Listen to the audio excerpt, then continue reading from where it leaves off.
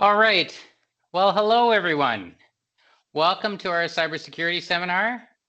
For those of you who don't know me, I'm Will McTaggart, and along with my brother, Mike Horin, we lead the McTaggart-Horin team here at Richardson Wealth, the office here in downtown Guelph on Woolwich Street.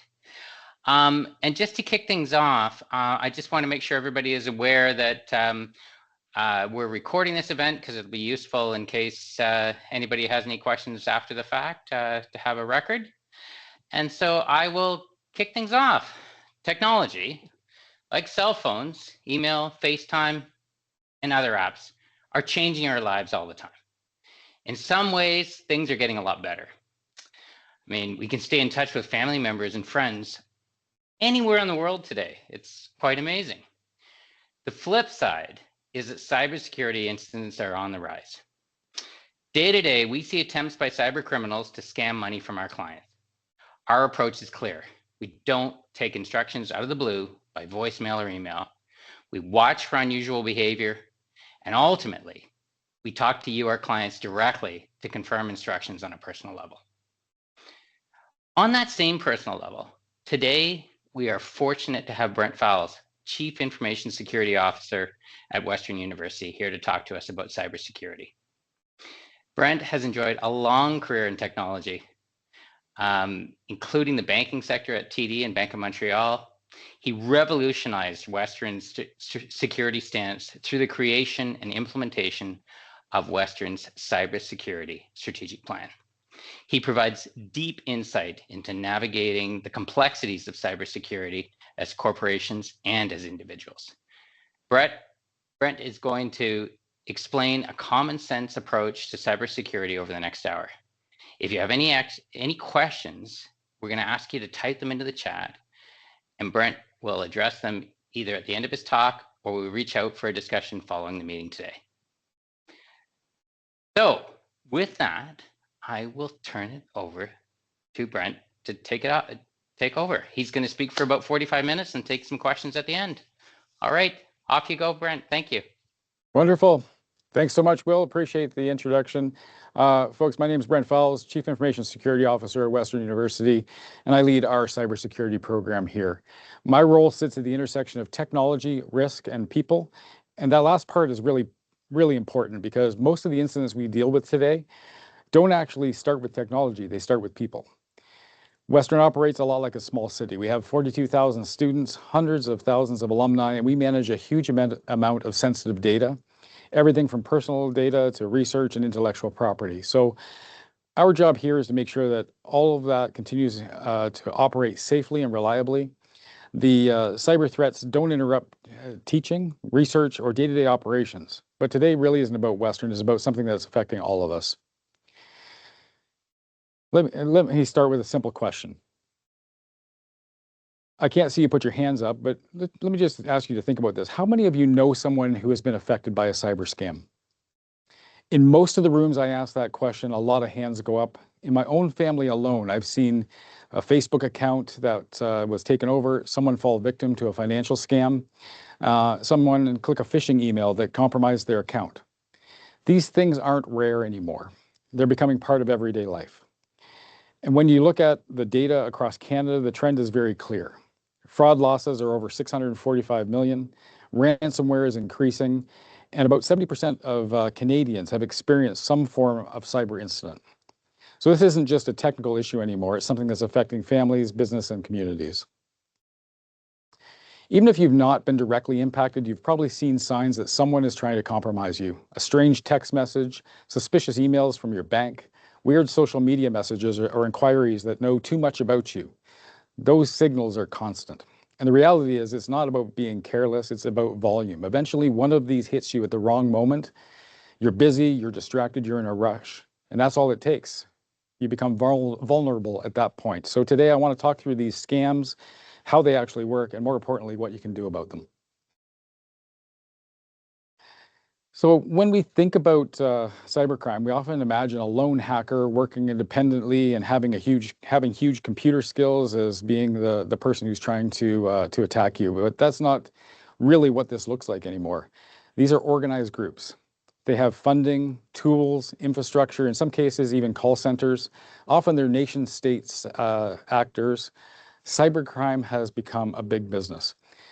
Mel Robbins, maybe you recognize that name. She's one of the largest podcasters out right now. She has a huge audience. She had an episode on cyber security with Caitlin Sarin, whose online name is Cybersecurity Girl. And in that podcast, Caitlin comments that if you measured cybercrime as an economy, it would rank as the third largest economy in the world behind the USA and China, but ahead of France and Germany. That's a remarkable amount of dollars that is being lost to cybercrime.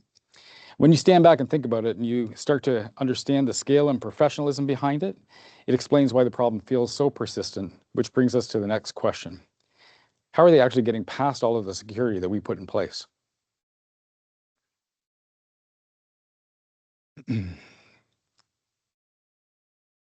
we go. Let me ask you to think about how you're protecting yourself online. So think about your bank password. How long is it? How complex is it? Most people think getting accounts getting hacked is because someone's guessing their password, and it doesn't happen that way. It can happen that way, but it's not the most common way. The most common attack today is something called credential stuffing. A site gets breached, meaning that usernames and passwords are stolen by a cyber criminal group, and then the attackers try those same credentials across hundreds of other services, and it works because people reuse their passwords. So the guidance has shifted. We're telling people to use unique passwords, especially on websites that protect sensitive and confidential information. We also suggest that instead of a short, complex password, we are now recommending long passphrases.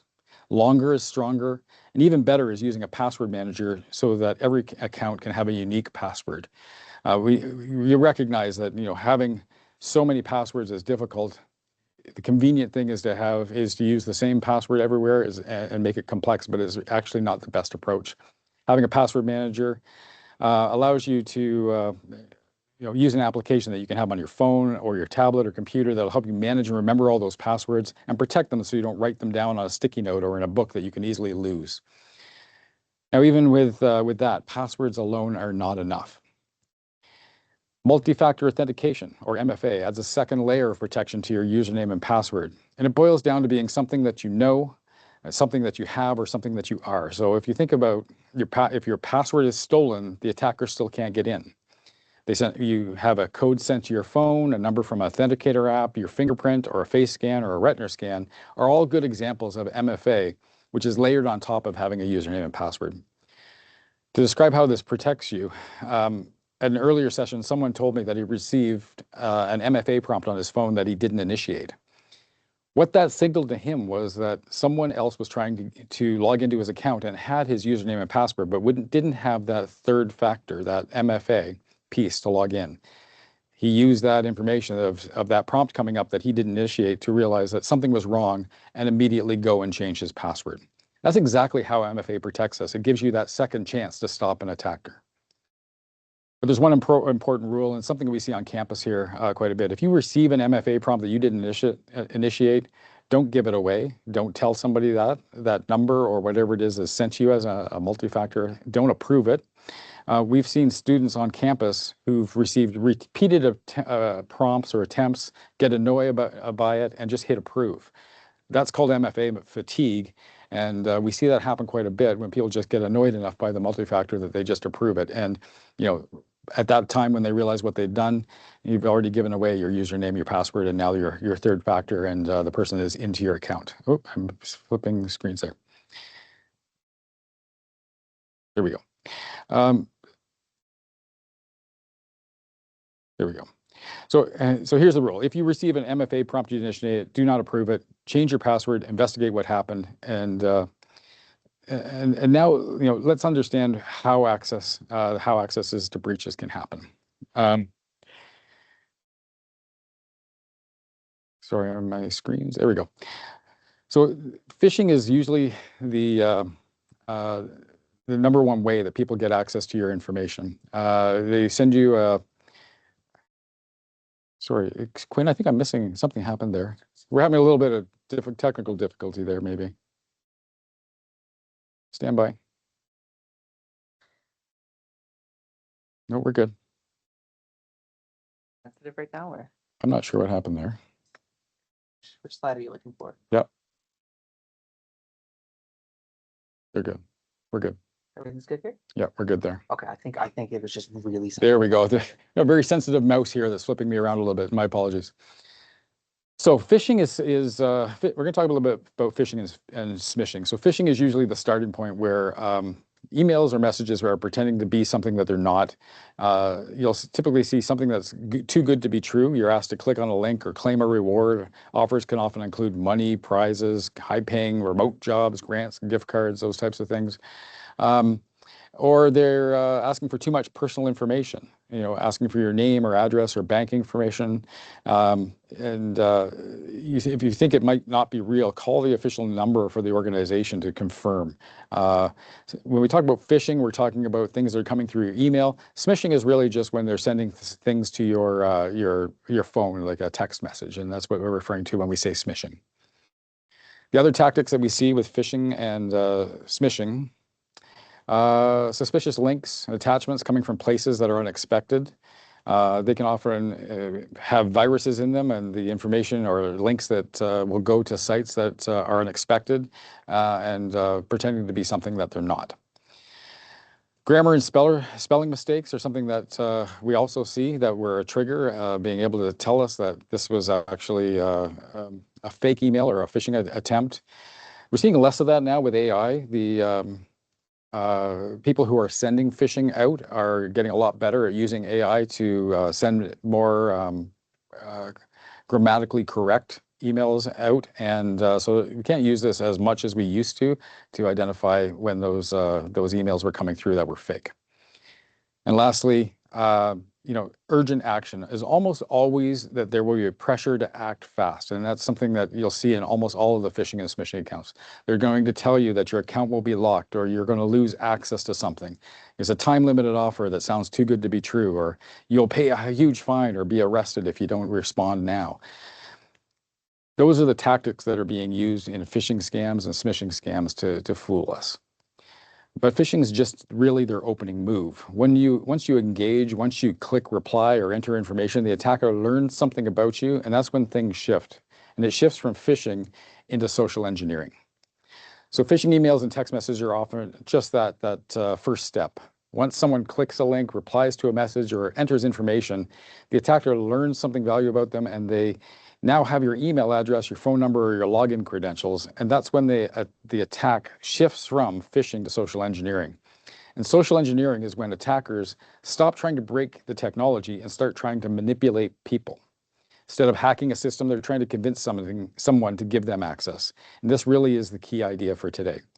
Cybercrime today is less about hacking systems and more about manipulating people. Instead of breaking into systems, attackers convince people to let them in. They build trust, they create urgency, they use authority, and increasingly, they use information about you. Attackers combine data breach information, phishing, and social engineering together. And phishing gets your attention. The social engineering builds credibility and trust. And eventually, someone is convinced to approve access or send money.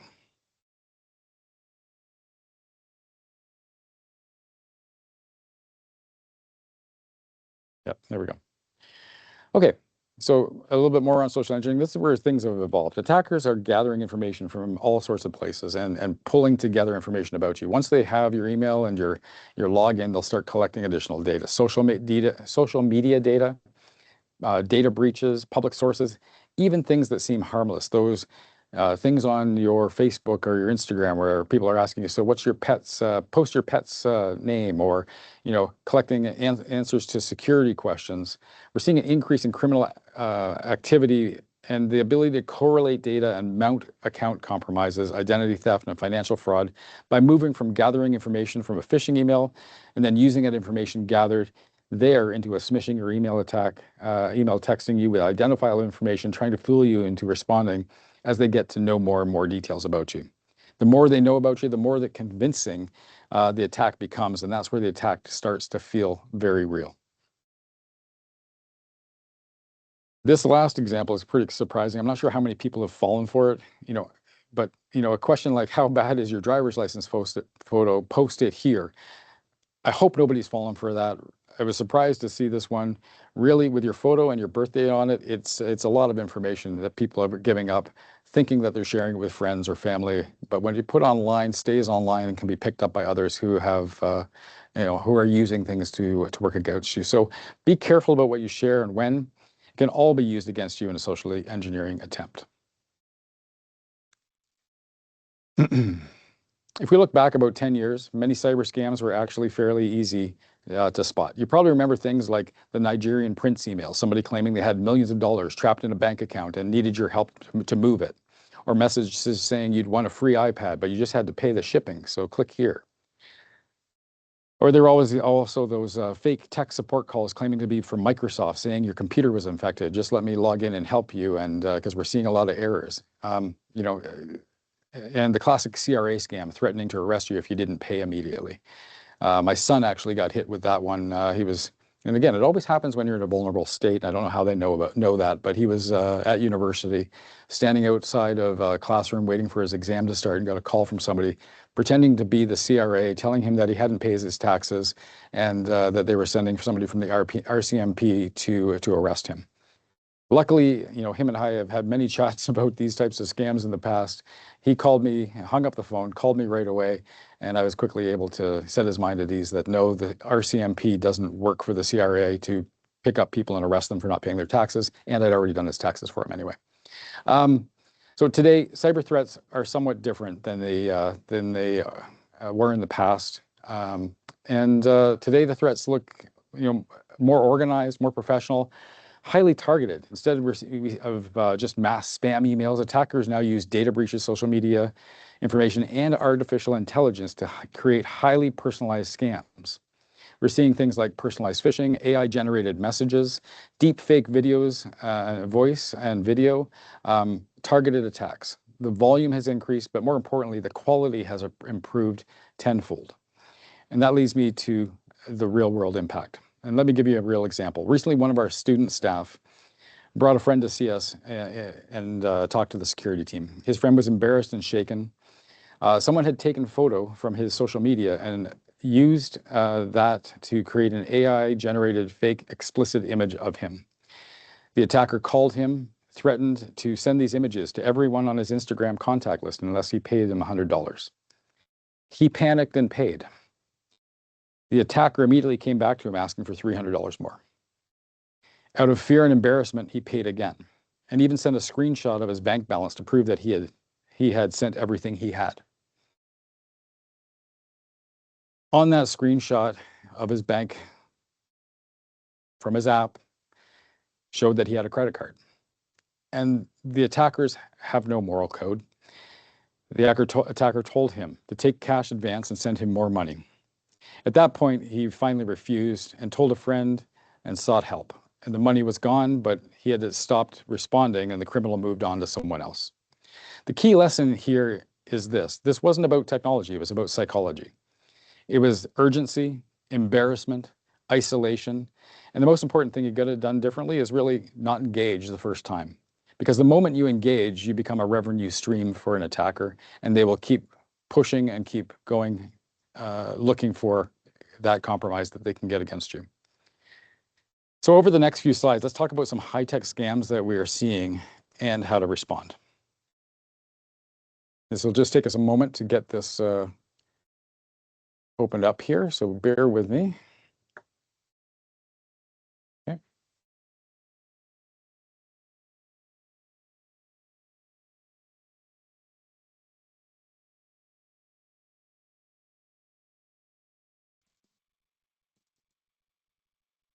Okay.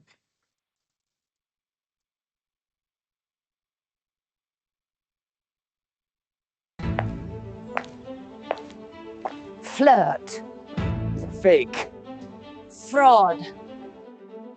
We now go to our reporter on the border to Sweden, where there are reports of Swedish soldiers crossing into Norway. Here I am at the border between Norway and Sweden, and everything is more or less quiet. And yes, we are all AI. Can you believe the tickets are so cheap? No, they're fake, just like we are. Don't worry, Granddad, I'm fine, because I am not real. I am AI. I want to know all about you. What was the name of your first pet? What was your mother's maiden name? Maybe I know your family. Where were you born? Please donate to help us, but know that we are not real. We are AI. You might spot that this is fake now, but AI is getting better and better. Yes, I know you loved me and that you gave me money for the train ticket. But I'm not real, I'm AI. If you cannot trust what you see and hear, what can you then trust? I don't know if I actually exist. Maybe I am just AI. I do not exist. I am artificial intelligence. Everything you have watched now have been made with artificial intelligence. Please remember, verify before you trust. Thank you and stay secure.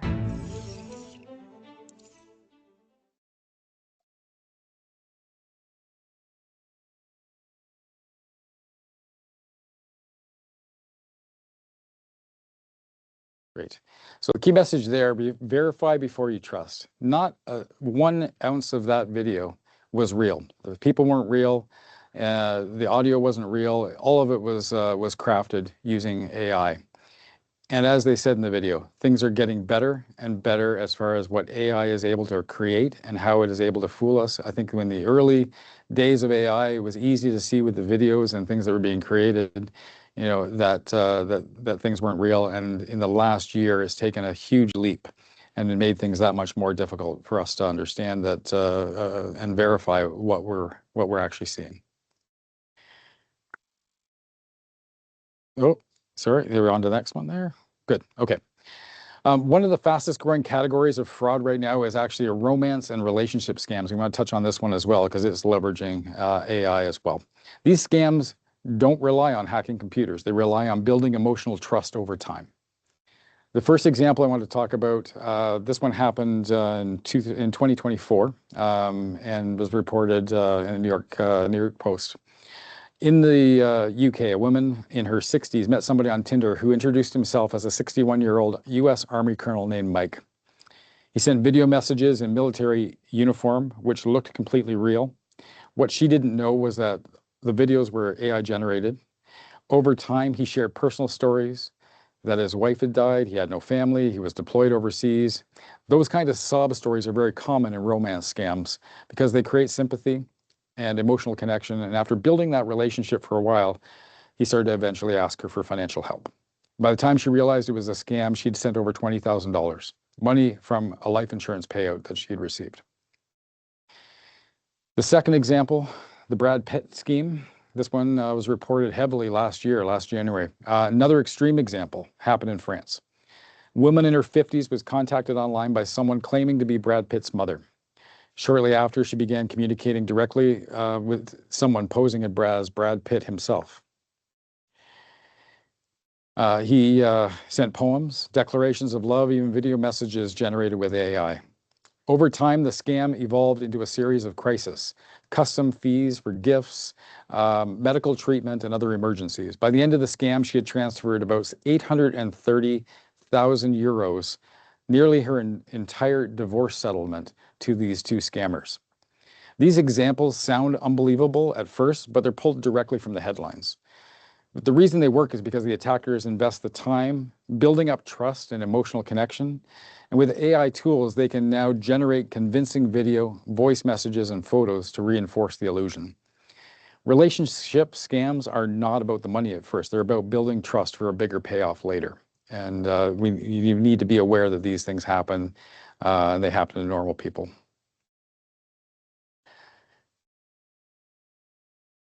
Okay, another quick video here for us.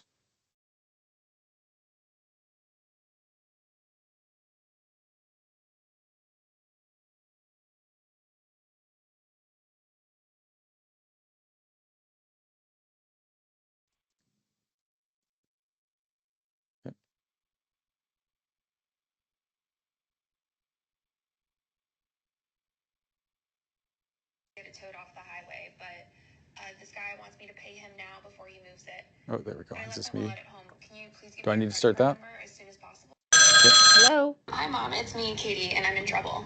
My car broke down and I need to get it towed off the highway, but this guy wants me to pay him now before he moves it. But I left my wallet at home. Can you please give me your credit card number as soon as possible? Hey, Katie, if this really is you and you're really in trouble, before I give you my credit card number, what is our family's secret code name? What? And that is exactly why having a family secret code is so important. AI voice cloning scams only need 3 seconds of your voice to clone it. The average amount of money that a person loses to these voice cloning scams is between $500 and $3,000. Don't let it be you. So follow me so you can be a smart and savvy consumer too. And do you have a family secret word? If you do, I'd love to hear from you in the comments below. Great. So the grandparent scam is, let me just stop that video there. Good? Okay. Yeah, so the grandparent scam, this one was being reported heavily last summer. What makes this scam so effective is that they exploit 3 powerful emotions: fear, urgency, and secrecy. The caller calls and creates a crisis. I've been in an accident, I've been arrested, and then someone pressures the victim to act immediately and not tell anyone else. With AI voice cloning, the scammers can now make that call sound like it's coming from someone you love, and it only takes about 3 seconds of audio from a social media post to generate a convincing copy of someone's voice. As I said in the video, these scams often ask for relatively smaller amounts of money, $500 to $3,000, because criminals know that people are more likely to send that money quickly without questioning it. But the losses add up. The Canadian Anti-Fraud Centre reported hundreds of victims and millions of dollars lost in a single year from emergency-style scams just like this. And the simplest defense against this type of scam is something surprisingly low-tech: a family safe word. Families can agree on a simple password that only they know. If someone calls claiming to be a family member or in trouble, you simply ask, "What's the family password?" If they don't know it, the conversation ends immediately. In a world where criminals can now clone your voice with AI, a simple family password can stop a very sophisticated scam. So there's a couple of things to take away here. You know, the AI cloning making this a lot more difficult. Secondly, it sounds old-fashioned, but it works, creating that family safe word or password that you can use with your family and friends. Someone calls claiming to be a family member in trouble, just simply ask for that. The third thing, we use this on campus in a lot of our social media, we tell people, when you feel a big emotion or reaction like fear, panic, urgency, excitement because something that's just been dropped on you, that should be a signal to pause for a few seconds before acting. Scammers rely on emotion to override your judgment. If something like this happens, hang up. Call the person back directly using a phone number that you have. Let your family group know in a chat or whatever that you use to contact family. Let them know what's happening, because scammers often target multiple people in the same family with the information they've collected. In these scams, the attacker's biggest advantage is speed and emotion, and your best defense is to pause and to verify.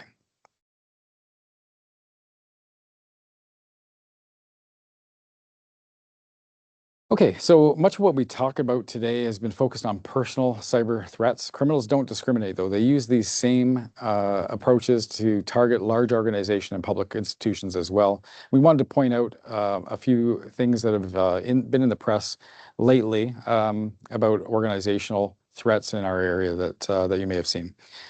When these organizations are breached, the data that gets exposed often belongs to individuals like you and me. You may recall some of these headlines that have been widely publicized. So recently, the Canadian Investment Regulatory Organization reported 750,000 Canadian investors may have had their personal information compromised in a data breach. Some of you may have personally been affected by this.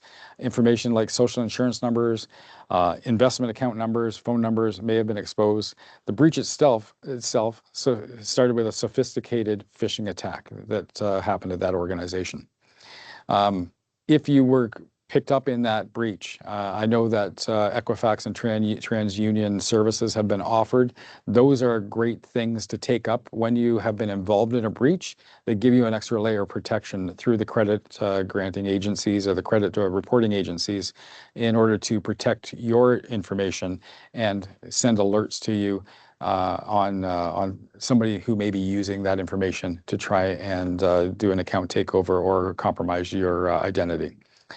We've seen ransomware attacks much closer to home as well. So in 2023, 5 public hospitals in southwestern Ontario were hit by ransomware, affecting over 300,000 patients and causing major operational disruption for weeks.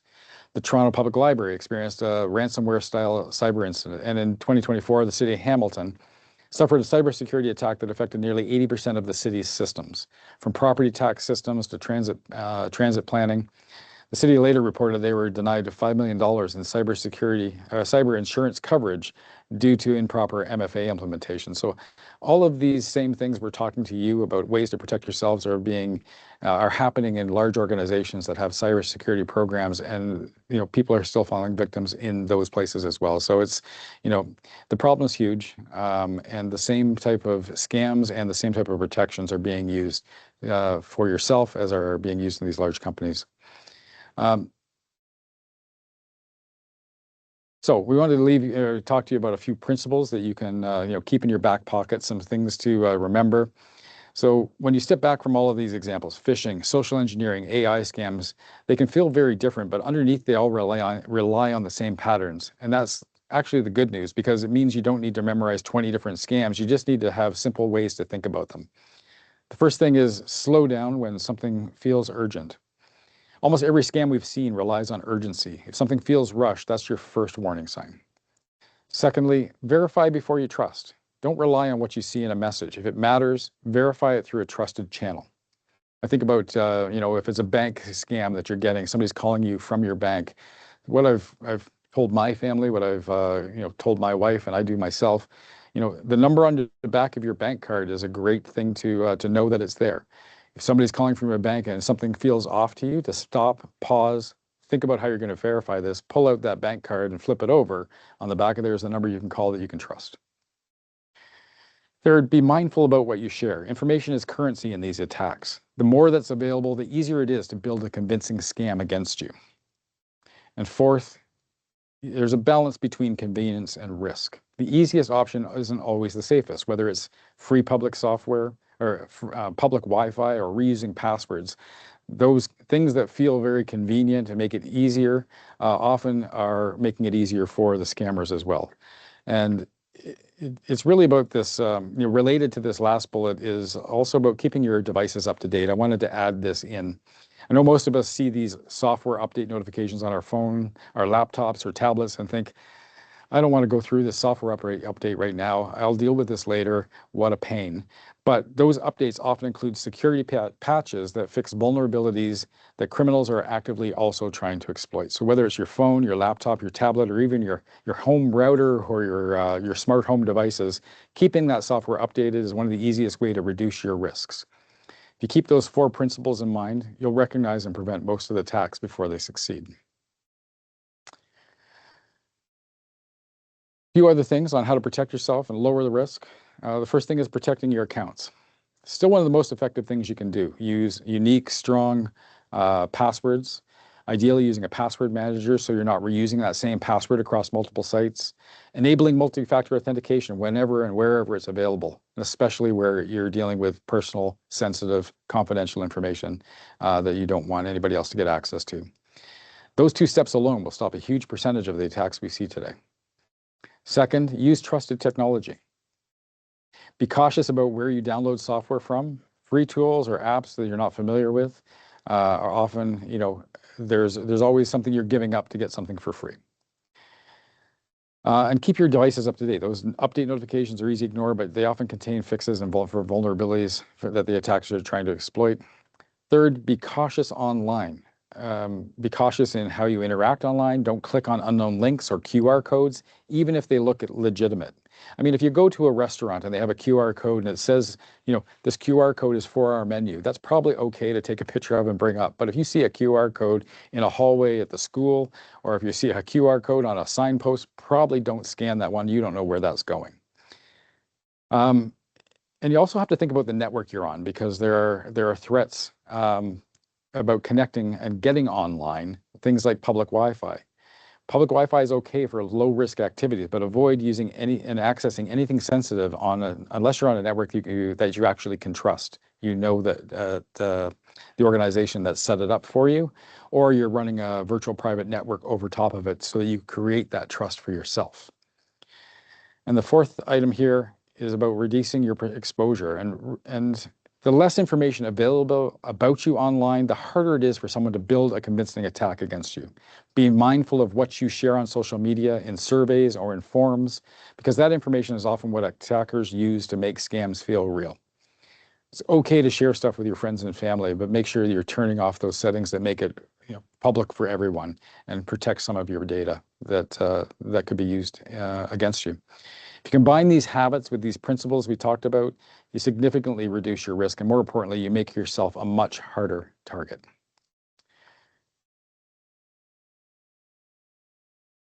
The other thing I want to talk about is if you are a victim to a cybercrime, the first thing to remember is you're blameless. It is a crime.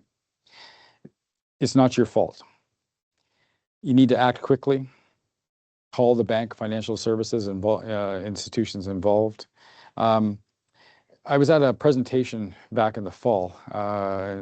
Chris Lyman from the RCMP was presenting. The one thing he said is, don't deal with it alone or be too embarrassed to ask for help. Within 24 to 48 hours, there is an opportunity to freeze transaction, but everything needs early reporting. So I know we can feel blame, we can feel shame about doing something that compromised ourselves, but you have to act quickly, you have to reach out, and you have to talk to people. Call the bank, call the financial institution, report the incident to the local police on their non-emergency line or the RCMP. Credit protection services like Equifax and TransUnion that I mentioned earlier all offer services that will help keep you safe and keep your data safe. There's things like locking your credit cards.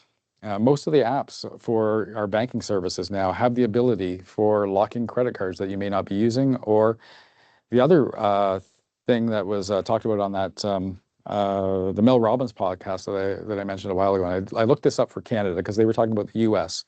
But you can go to Equifax and TransUnion and put a stop on new credit and lock your credit so somebody else can't take over your identity and go after credit that you will be responsible for. So there's services that are available to you.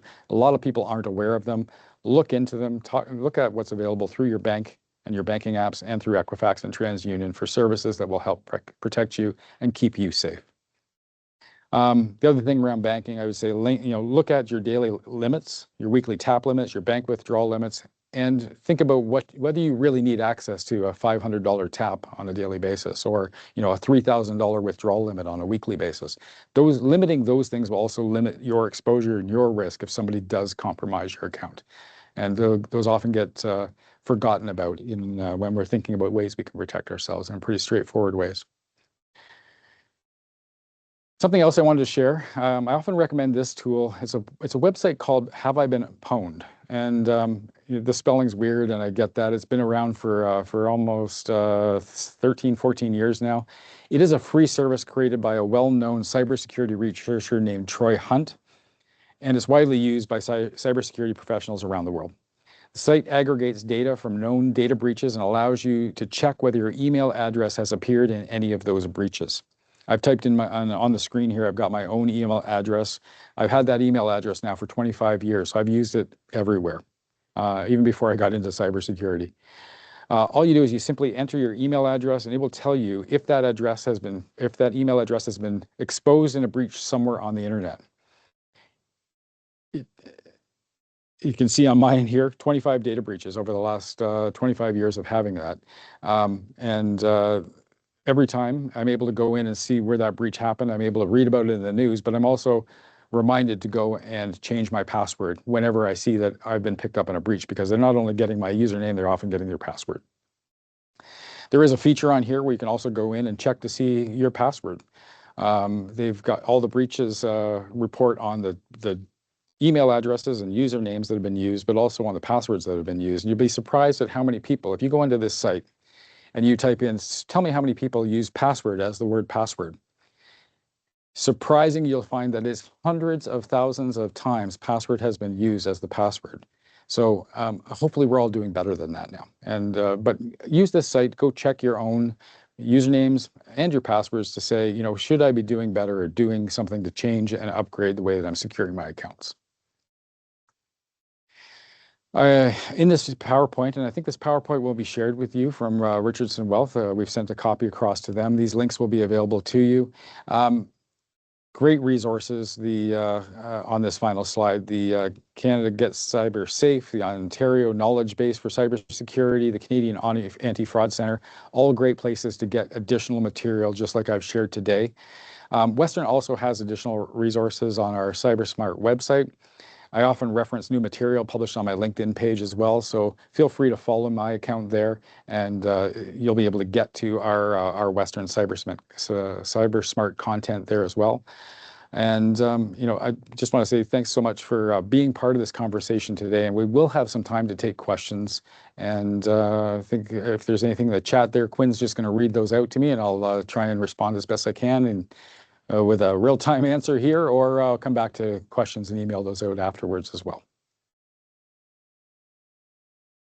Great. I'm going to flip to the next slide, which says questions.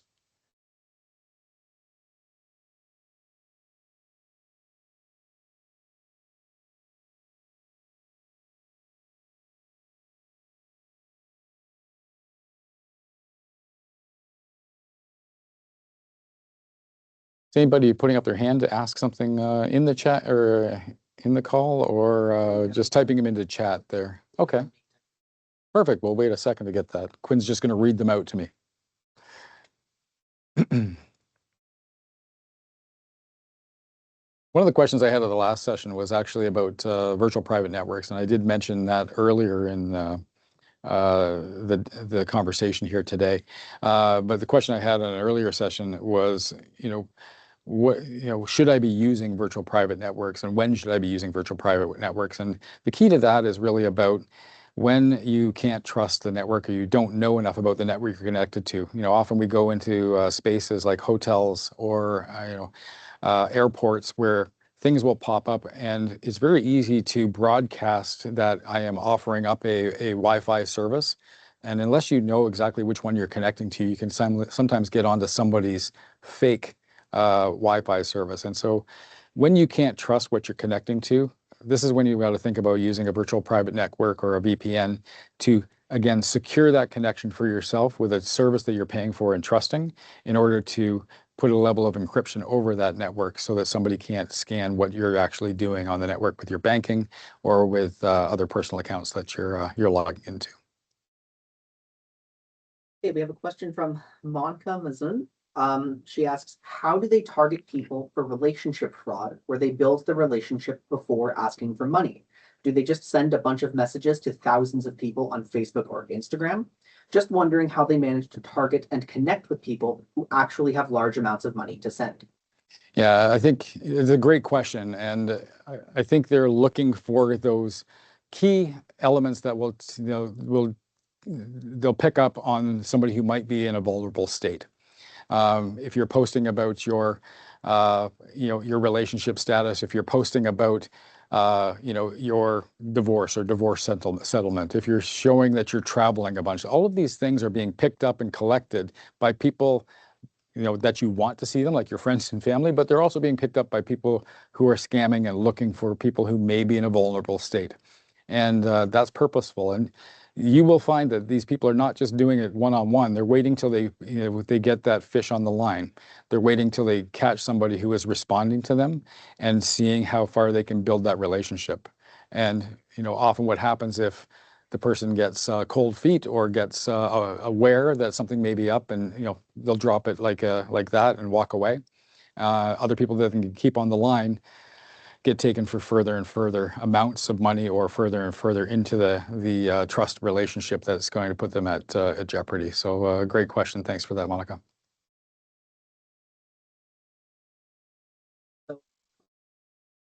When I get a scam phone call and accidentally answer, and they record my voice in the call and use it. Yeah, hearing about that a little bit more now, Twyla.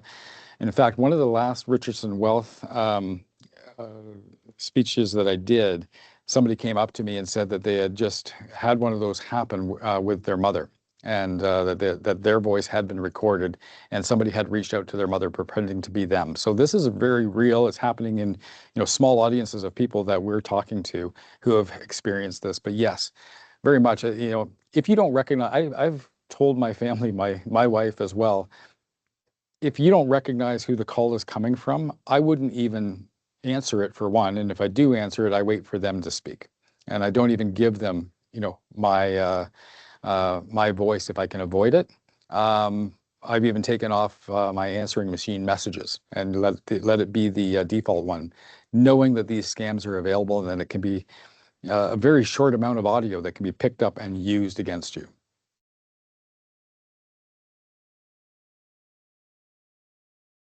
Great. Are there more questions coming in there, Quinn? Okay. Great. Well, I'm happy to stick around for a few minutes if anybody's got questions that they do want to type into the chat, and certainly have time to do that. Well, maybe Brent, what we can do is leave it out there that if people have questions, that they're more than welcome to reach out to any of us on the team here in the office, and we will forward if there's something that Brent can help out with, we'll certainly be happy to reach out to him on your behalf. Brent, I just want to thank you for taking the time today. It was a lot of really great information. And I guess the one thing I just want to reinforce to everybody on the call, I mean, these things are happening at Richardson Wealth every day. And the best thing we do to avoid these things is, like, if you get somebody reaching out and asking about financial information or your accounts here or taxes, or we are happy to field a call and help you navigate this, and our phone number. So rather than taking the call from some stranger, pick up the phone and call us, and we'll be happy to help you navigate this. So with that, I think we can leave it there and just tell everybody to enjoy this beautiful spring weekend, the spring that maybe will come. Apparently Sunday, 10 degrees and sunny, or slightly sunny anyway here. Hopefully the same down your way at Western there, Brent. And we can only hope. Thank you so much. Thanks so much, everybody. Appreciate it. All right, take care, everybody. Bye-bye.